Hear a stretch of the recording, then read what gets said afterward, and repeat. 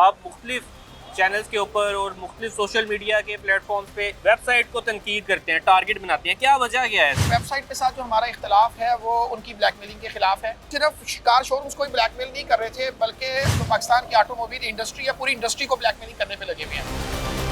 Paid reviews करते हैं, इनका कंटेंट टोटल पेड कंटेंट होता है। इस हद तक गिर गए हैं कि वर्कशॉपों पे ये रिकमेंडेशन इनकी होती है कि इस वर्कशॉप पे जाए, वहां से 20-25% कमीशन खाते हैं।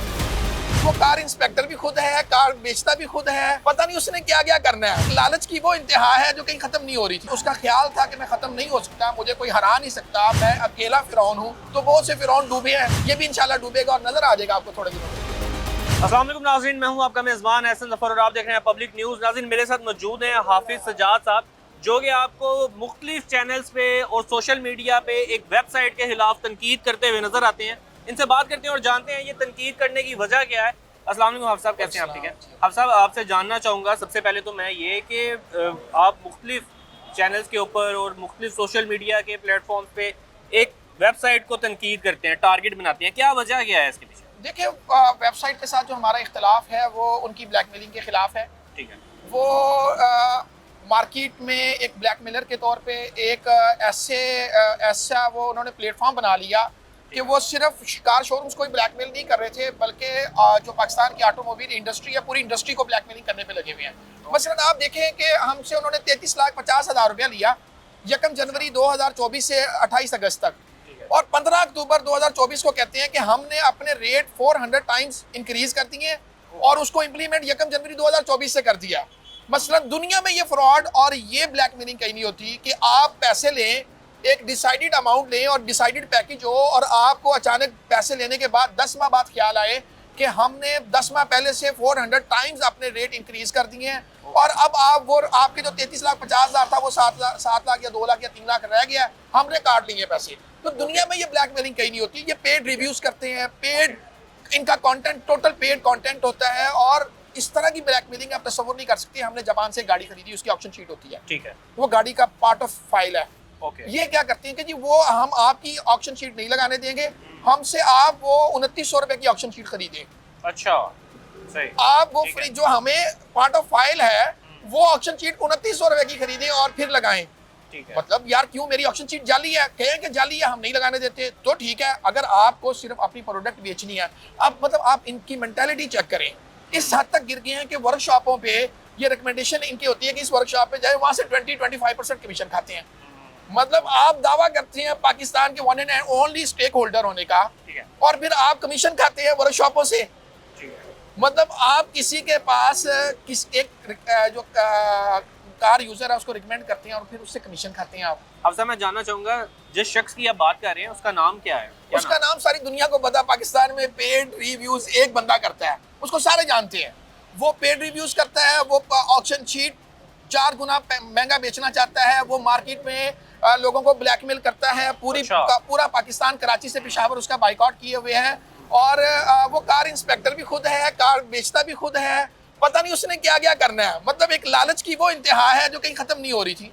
तो अल्टीमेटली हमने उसे रिस्पॉन्ड किया अल्हम्दुलिल्लाह, और मार्केट में बड़े खिलाड़ी आ गए हैं, और उसका ख्याल था कि मैं खत्म नहीं हो सकता, मुझे कोई हरा नहीं सकता, मैं अकेला फिरौन हूँ।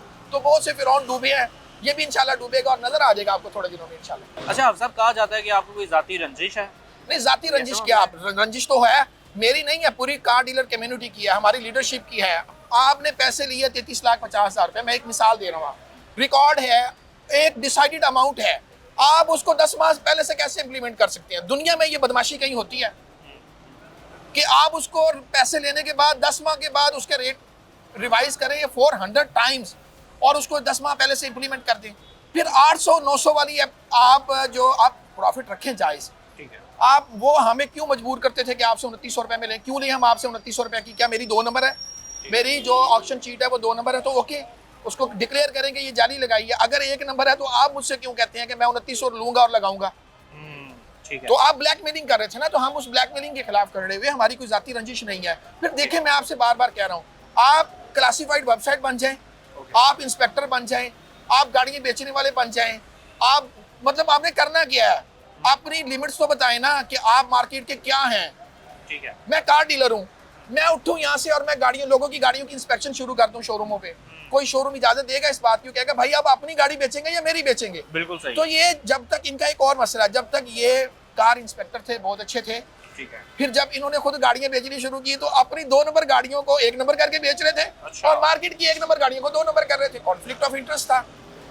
आप इंस्पेक्टर हैं, सब कैसे हो रहा था आप सब इस बारे में? इसमें हमारी बड़ी वीडियोस हैं। मेन एक्सीडेंट गाड़ियां जो दुनिया में कहीं बिक नहीं सकती, जिनके एयरबैग खुले हुए थे, उन्हें 9.8 रेटिंग दी गई। 9.8 क्यों? कि वहां से कमीशन आना था।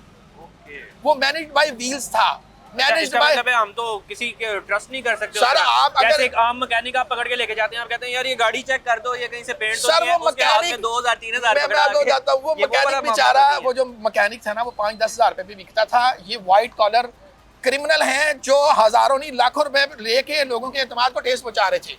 अगर हमने इनके खिलाफ इतनी वीडियोस दी, हम आपको देंगे और आप यहाँ पे चला रहे होंगे। 9.8 रेटिंग आप दे रहे हैं आउट ऑफ 10 किसको? जिस गाड़ी के एयरबैग खुले हुए हैं, मेन एक्सीडेंट गाड़ी है। तो जब आप गाड़ियां बेचने की तरफ आए तो आपकी इंस्पेक्शन तो बढ़ गई ना। फिर आप इंस्पेक्टर किस बात के? आप तो गाड़ियां बेच रहे हैं। फिर आप लोगों की गाड़ियों की इंस्पेक्शन करें। तो हमने बाइकआउट किया इनका। आज इनकी गूगल पे जाए, इनके स्पॉन्सर ऐड चल रहे हैं। ये शोरूम्स पे मैं आपको कॉल वो इनके वॉइस क्लिप दूंगा, मुफ्त ऐड लगाने की मिन्नतें कर रहे हैं। अब सर मुझे ये बताइएगा, इन सब चीजों को कैसे रोका थामा जा सकता है? ये देखें, गवर्नमेंट का काम था कि गवर्नमेंट गाड़ियों की इंस्पेक्शन के हवाले से टेफ्टा जिस तरह बहुत सारे टेक्निकल वो कोर्सेज करवाती है, तो टेफ्टा इसके भी कोर्सेज करवाए। ठीक है। गाड़ियों का इंस्पेक्टर कौन है? मेरा दिल किया मैं उठ के चला गया और मैंने मैं जाके गाड़ियों की इंस्पेक्शन शुरू कर दूं। तो और फिर देखें, मैं इंस्पेक्टर बनूं, मैं फिर गाड़ियां बेच कैसे सकता हूं? ये एथिकली पॉसिबल है? मैं हाफिज सजाद मोटर गाड़ियों के इंस्पेक्टर भी हूं और अपने कंप्यूटर की गाड़ियों की इंस्पेक्शन भी कर रहा हूं। सही। ये दुनिया में नहीं होता। आप आए ना, आप बतौर इंस्पेक्टर आए, फिर आपका कॉन्फ्लिक्ट नहीं था तो आप सही चल रहे थे। जब आपने गाड़ियां बेचनी शुरू की, फिर आपने अपनी 2 नंबर गाड़ियां 1 नंबर करके बेची। और मैं आपको बताऊं, ये इतना बड़ा स्कैम है कि ये खुद इन्वेस्टर हैं। अब 2 नंबर गाड़ी उठाते हैं, उनको रेटिंग अच्छी दे के खुद बेच रहे हैं। अब ये सिर्फ कमीशन वाली बात नहीं है। और हम इसके बात इस हद तक आगे पहुंच चुकी है। सर हम आपको गाड़ियां दिखाएंगे। जब हमने कहा कि ये देखें एयरबैग खुली गाड़ियों को आपने 9.8 रेटिंग की, इन्होंने वहां से डिलीट कर दी। 4 दिन के बाद उसे जब देखा इन्होंने कि अब वो चीज मार्केट से नीचे आवाज खत्म हुई है, इन्होंने फिर उसको लाइव कर दिया। फिर बेचारे किसी को मंड दी वो गाड़ी। तो शोरूम वाला तो फिर शोरूम वाला है ना, वो यहाँ बैठा है। अब मैं आपसे खुदा ना खास्ता फ्रॉड करता हूँ, मैं कहाँ जाऊंगा? मैं फिर इधर बैठा हूँ। आप उस वेबसाइट के जरिए से जो गाड़ी लेंगे, वो बंदा तो आपका दोबारा फोन नहीं सुनेगा, तो कहेगा भाई मुझे क्या पता, जैसी आई थी मैंने दे दी आपको। और फ्रॉड करवाने वाली कौन? ये वेबसाइट, ये खुद इंस्पेक्टर। यार जो बंदा वर्कशॉपों से 20-25% कमीशन खाता है, उसका क्या लेवल होगा? वो तो मैकेनिक से भी बदतर हो गया ना। वो तो मैकेनिक तो बेचारा अपना टाइम निकाल के गया, उसने टाइम निकाला, गाड़ी इंस्पेक्ट की, उसने 5000 रुपये आपसे ले लिया। ये तो क्या कर रहे हैं, रिकमेंडेशन के 25% ले रहे हैं। वो 25% कौन दे रहा है? एंड यूजर दे रहा है। तो ये एक प्रॉपर एक माफिया की शक्ल इख्तियार कर चुका था और उसको उसका जवाब मिल जाएगा। अच्छा, आपकी सोशल मीडिया पे काफी वीडियोस भी आती रही इस हवाले से, लेकिन उनकी जानिब से कोई रिप्लाई नहीं आया उन वीडियो का। जो सच्चा होता है, जो बंदा जिसके पास कुछ जवाब देने के लिए वही जवाब देगा ना। हम दिखा रहे हैं कि आप ये 2 नंबर गाड़ियों को सर्टिफाइड कर रहे हैं, हमें कहता आप झूठ बोल रहे हैं। आपके अंदर इतनी अखलाकी जरूरत ही नहीं कि आप सामने आए, तो इसलिए आप चुप हैं। जो हमारी आवाम आपको देख रही है, उन्हें क्या पैगाम देंगे? मैं उन्हें पैगाम यही दूंगा, देखें हमारा किसी से कोई जाती इख्तिलाफ न था न है। हम एक ब्लैक मेलिंग करने वाले एक माफिया, जो एक जंग क्लासिफाइड था, तो क्या जंग मोटर्स बना? वो क्लासिफाइड था, क्लासिफाइड रहा।